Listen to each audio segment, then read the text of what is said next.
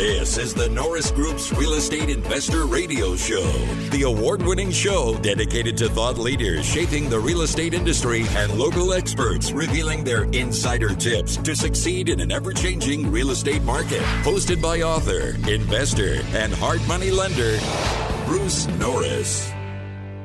The Norris Group proudly presents our 14th annual award-winning event, I Survived Real Estate. Industry experts join Bruce and Aaron Norris to discuss evolving industry trends, real estate bubbles, inflation, and opportunities emerging for real estate professionals. All proceeds from the event benefit Make-A-Wish and St. Jude Children's Research Hospital.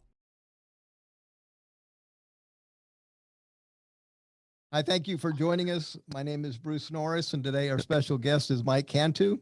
I've known Mike for almost 30 years.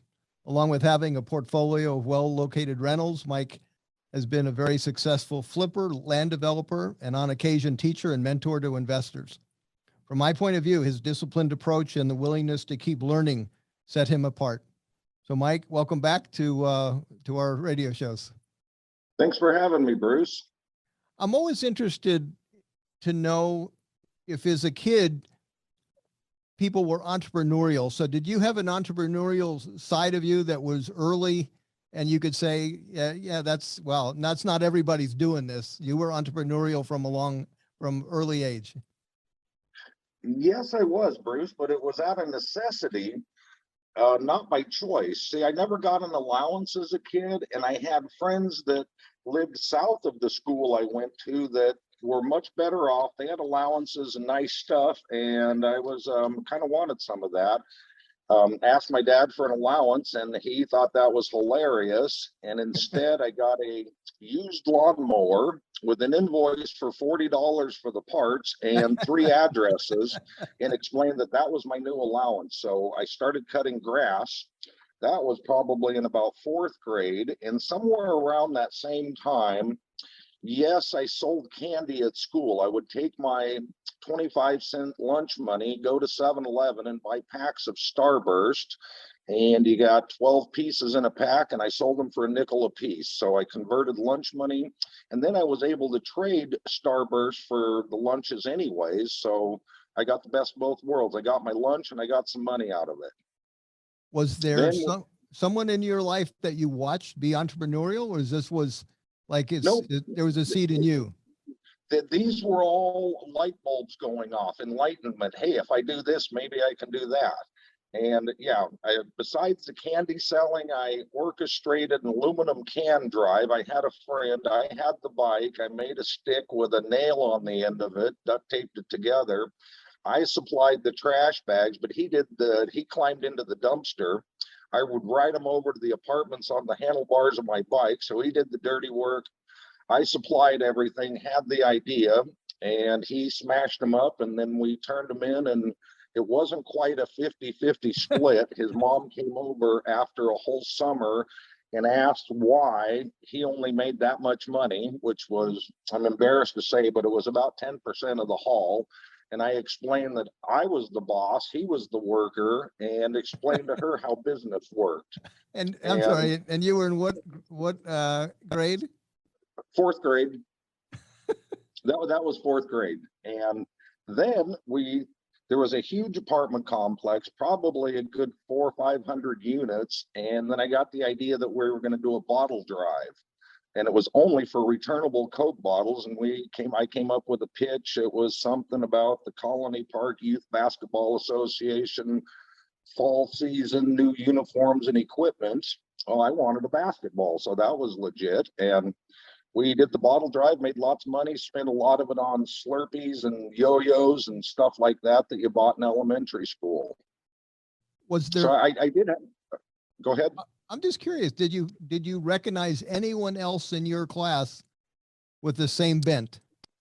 No, nobody was doing that. That was, I thought I was onto something and really didn't care to share it with a lot of people. I thought I'm going to build this one for all it's worth. That's just amazing. I mean, honestly, that's amazing. That was definitely not part of what I viewed. I didn't know anybody like that. And it took a long time for me to figure out that I could actually work for myself instead of someone else. But I don't think you ever you've worked for Mick Blackwell for a very short length of time. And then we became partners. That's Now, right. I did go through a series of jobs in about a 4-month period. There must have been 6 or 7 of them. And I realized I'm not cut out for any of that stuff. That was my 16, somewhere teenage years. I went through a strange period there. And I thought, nope, none of this is for me. Where did the skateboard skill come in, and how did you end up getting on the national team? I went surfing when I was in 7th grade, and I absolutely loved every second of it. But I lived an hour from the beach, and so when I got home, that was out. And I thought Nick's best thing is going to be skateboarding, so I put together a skateboard. My dad helped me make it. The first one came from a pair of roller rink skates that we dissected, and became obsessed with it.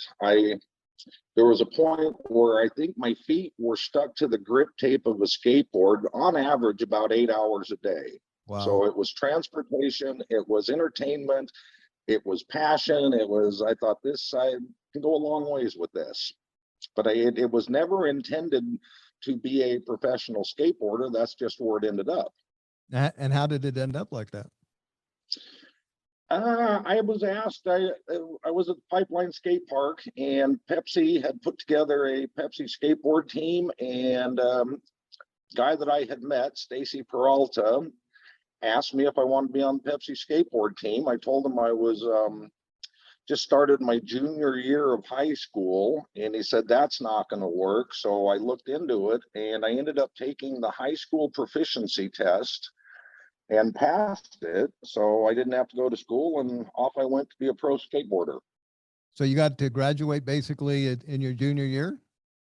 No, I got a proficiency diploma that basically said I had passed the test covering everything that they teach you in high school. Okay. And at that point, Bruce, I thought I knew it all. In fact, I think I told somebody I know everything there is to know now except 2 things, and they haven't been invented yet, so I'm not going to worry about it. Okay. That was a bit of arrogance. And then by the time I turned 18, Bruce, I thought the life had beaten me up good. I'd been out on my own for 2 years, and I realized I didn't know anything. Now, your dad wanted you obviously to learn how to stand on your own 2 feet. And you and I've had many lunches together. One of my favorite ones is about your dad was when you didn't make your bed. Yeah. Oh, yeah. I grew up with military discipline. There were 7 kids and 2 adults in an 1,100 square foot house. You made your bed military style after you got out of it. If you ever left for school without a bed being made, you came home to no sheets and pillow, and no need to ask about it because you're not getting it. You're sleeping on a mattress. And you do that a few times, and there's first thing you do, get out of bed and make your bed. To this day, Bruce, I make my bed. Not to honor my dad or anything, but for a sense of accomplishment. Get out of bed, did something. Okay, I can check that one off. And you have a few of those things. I know you have an exercise routine that follows shortly thereafter of some type. Yeah, it's about an hour after waking up. I have tried for years and years, Bruce, to get out of bed and start going, and oh no, I have to go through this metamorphosis from a waste of skin into a human being that takes some coffee, a newspaper, and just a little wandering around. So it takes me a while to pull it together. That's funny. But if it starts at 7, by 9 o'clock, though, I'm done with the whole metamorphosis. I start and I end up as a driven capitalist heading out the door. When did you get to meet Mick Blackwell, and what was your first, contact with him? What did you do with him? A friend of mine that I skateboarded with, he was a few years older than me. He was actually dating Mick's daughter, and he was a carpenter. And I went to work with Pablo to frame a house for Mick. That was my first exposure to Mick. And I put in an honest day's work, and he hit me up to work for him for the weekend. And that was when my first exposure to the real Mick. That's when he said, we only work half days around here. And I thought, I like this guy. And he said, it doesn't matter if the first 12, the last 12, or the 12 right out of the middle, half days. And that was absolutely a true statement. First day I worked for Mick, I put in an honest 14-hour day. And how many years did you stay with him in that position?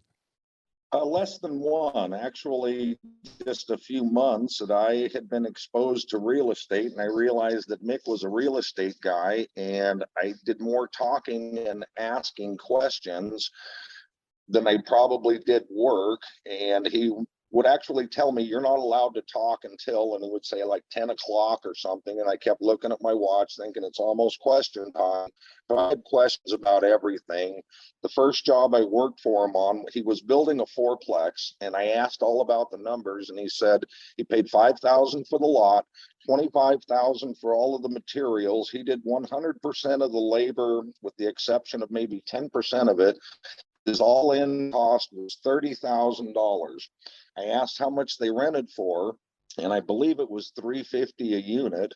And I was doing the math thinking I can live in one of these units free, use 2 of the rents to pay all of the expenses, and actually get paid to live here. So my first plan, my first real estate plan, was to actually build a fourplex. I was on a mission to get $30,000 together so that I could build a fourplex, never have to work again, and live happily ever after.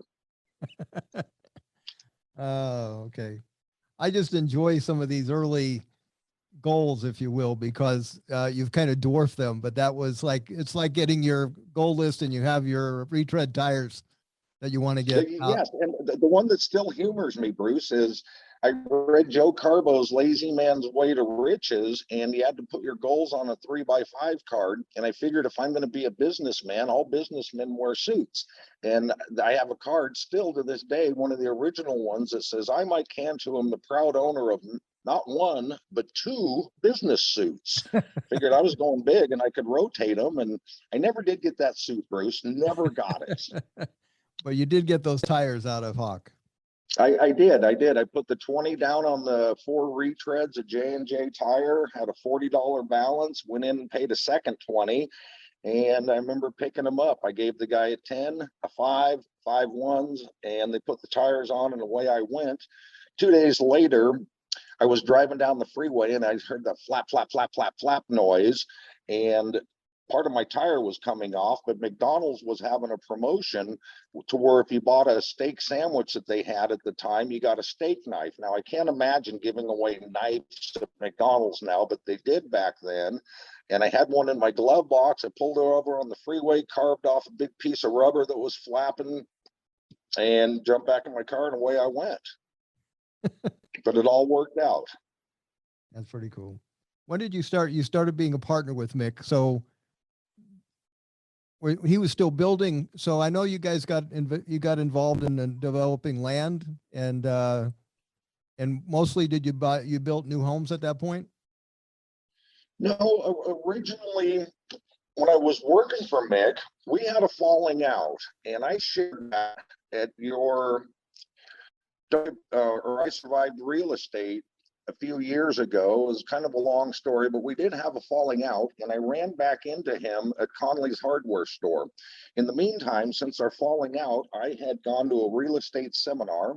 I met a guy there that we became partners, and we ended up buying 3 properties. So when I ran into Mick at the hardware store, he asked what I'd been up to. I proudly puffed up my chest and said, I've been real estate, just like you. And we had a brief conversation. Now, we had not, when I said we had a falling out, when I saw Mick, he was on a different aisle than I was. And we were talking over the display, and Mick had cleared it out so we could communicate. And he says, let me come around the other side and we'll talk. Well, I knew he wanted a piece of me in the worst way. So as he came to my side, I went the opposite way, and we just traded sides. And I said, come on, Blackwell, I know you want a piece of me. And he says, you're darn right I do. So it could have been interesting in Connolly's in the WD-40 aisle. But at that point, we talked for about a half an hour in different aisles, and he laid the groundwork. He says, well, I've got some money. If you've got a good deal, give me a call. I called them the next day. We went to a courthouse steps foreclosure sale where the high bidders, opening bid was 13. We paid 16 and some change. And we now had a fixer-upper in San Bernardino. We were off and running. And over the course of the next 3 decades, how many such transactions would you say occurred? Mick and I did several hundred deals together, and it got to the point where Mick was slowing down. He had his apartments and probably 60, 70 houses. He started slowing down. I was speeding up, so we never parted company, but I became independent of him. But throughout my buying career, Mick was always first in line for wholesale deals, and for many years the number was 18 to 24 deals a year he wanted from me. Mick would typically, his goal was to keep one house a month and to flip one house a month to fund the house that he kept. Okay. So I had a built-in buyer, and didn't always get top dollar out of them. In fact, I never got top dollar out of them. I always had to leave a lot of meat on the bone, but it worked out good for both of us. What was the year approximately when you were starting, when you had, like, say, that conversation at the Conleys? That was 1983. Okay. 83. Wow. 1983. I went to real estate seminar April 17th and 18th of 1982. That was the Robert Allen No Money Down seminar that I went to with my roommate. We sat in a class for 2 days, learned 101 ways to buy real estate. And I remember on Sunday evening on the way home, I asked Chuck, I said, hey, any idea what that mortgage thing they talked about all weekend was? And he says, no, I was hoping you knew. So we learned 101 ways to buy real estate, but I did not understand the mortgage concept. Okay.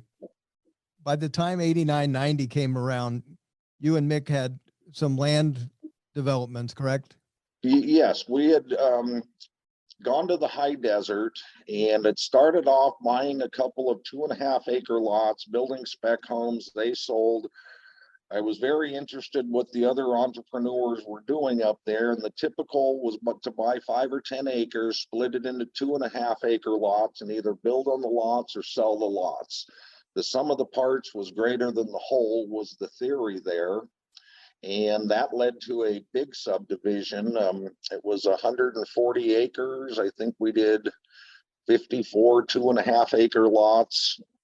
That was big learning experience. I was doing some other developing at the time.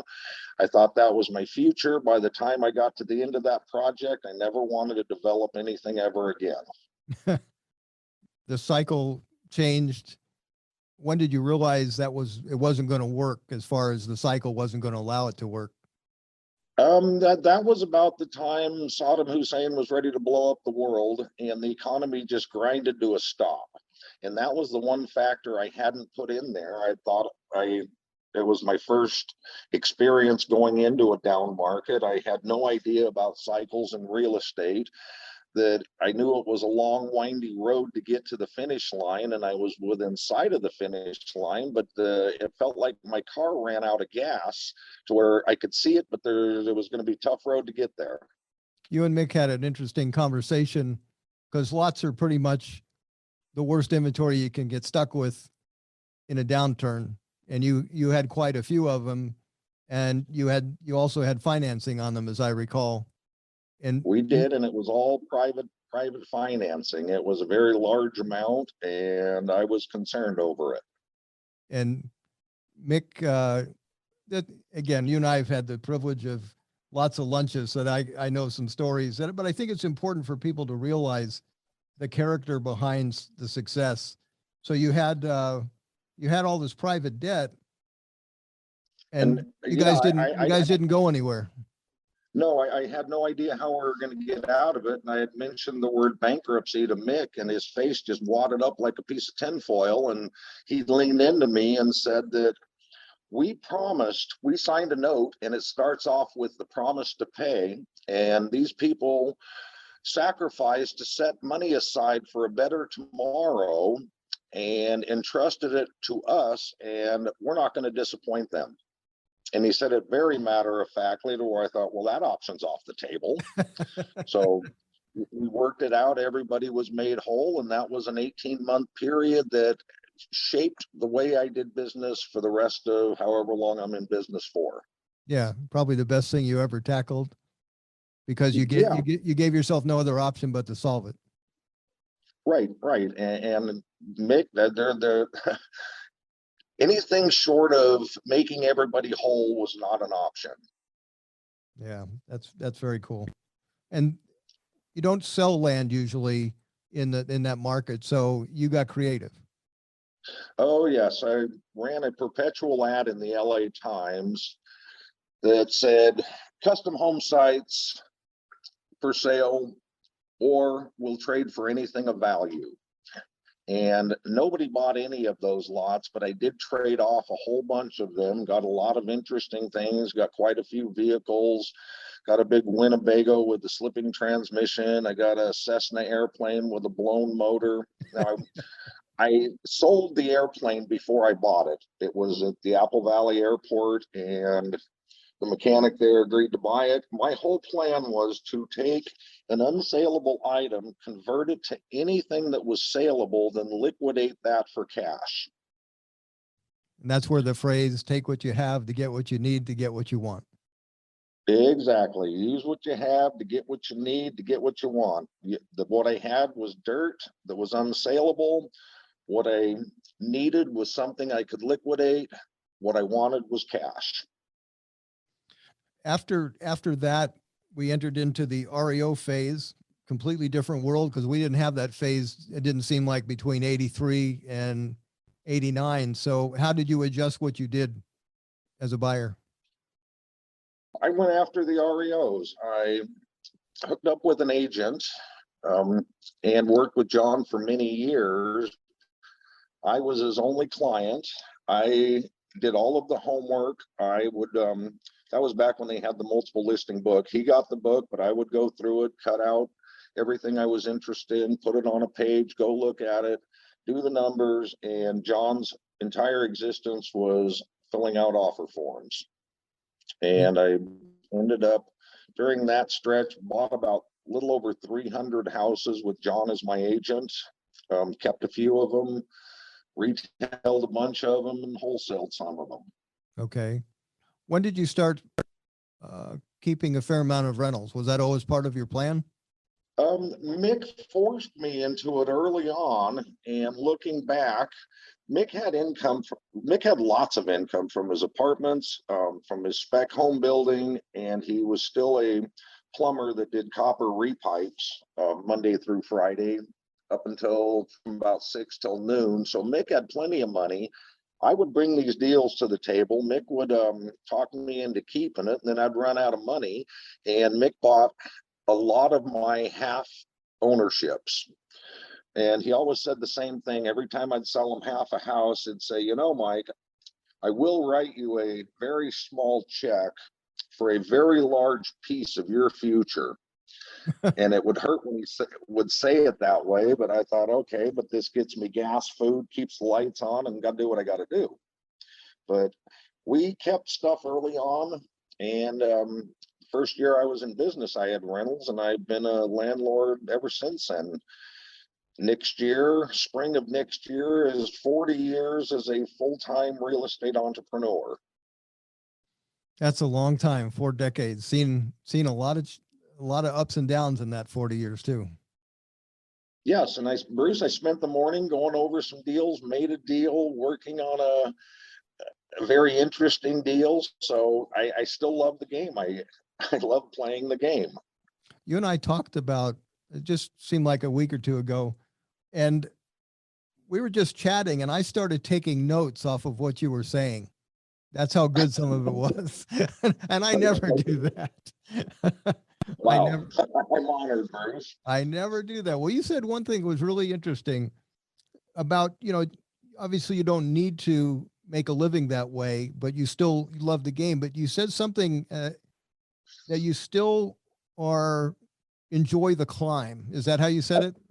I'm most comfortable in the climb. That, yes, I long ago got to a point where I could do anything I wanted. See, Bruce, that's always been my entire goal in life. I've set lots of goals, but as I drill down deeper, they all come back to the same thing. And that's basically waking up and being able to do whatever I want to do. And I love the deal making part of it. And I've been planning my retirement since fourth grade. And when I got to the point to where I could retire, I thought, well, now what do you do?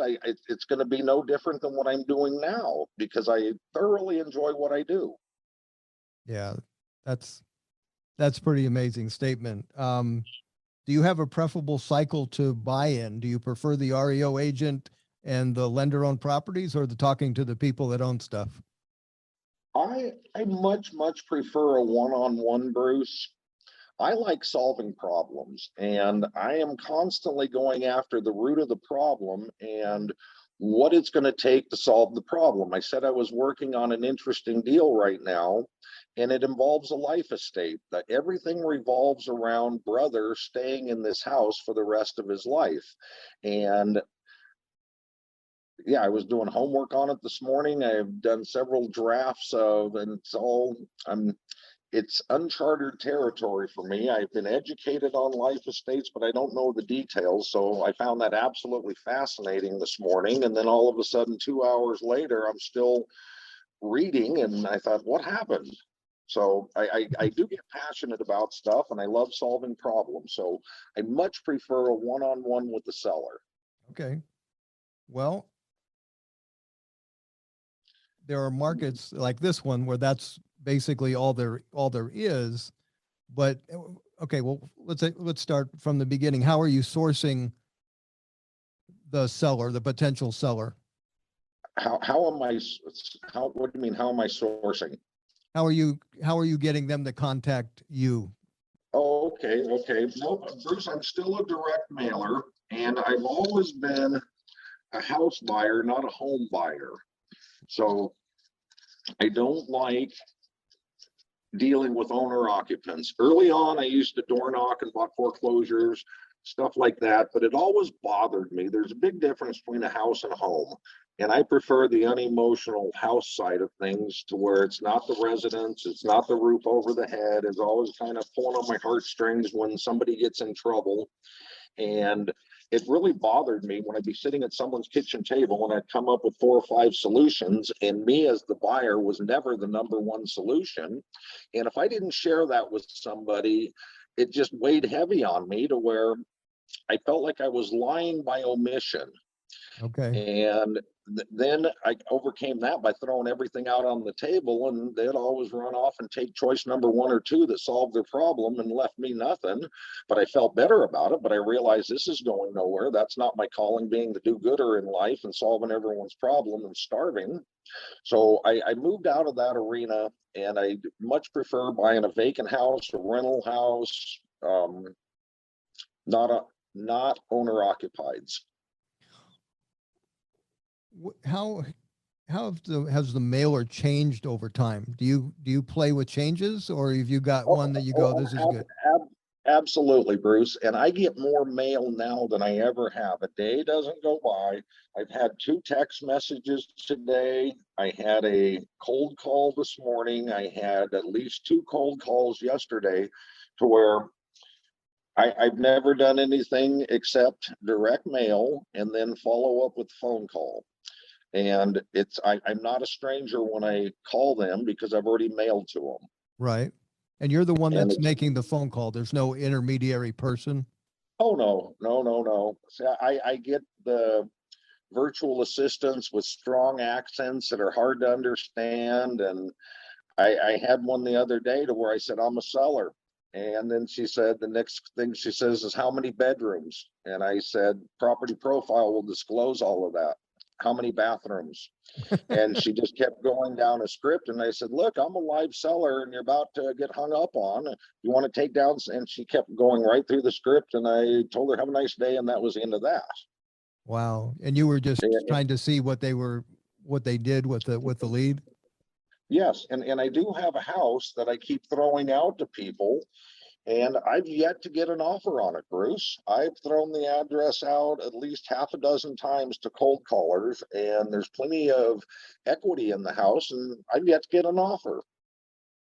That's interesting. And I think they've got systems set up. They've got the people calling, people texting, but I never got a price.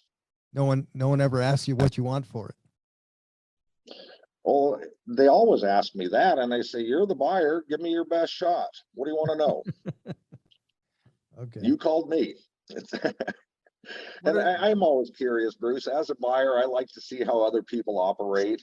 I've got a string of text messages from one outfit. They're trying to buy something from me in Huntington Beach, which they would have to pry my cold dead fingers off of to get it away from me. But I think we're up to 37 different texts. And somewhere a dozen texts ago, they said, "Would you like an offer?" Yes. And still nothing yet. They just keep sending texts. Okay. The odds of,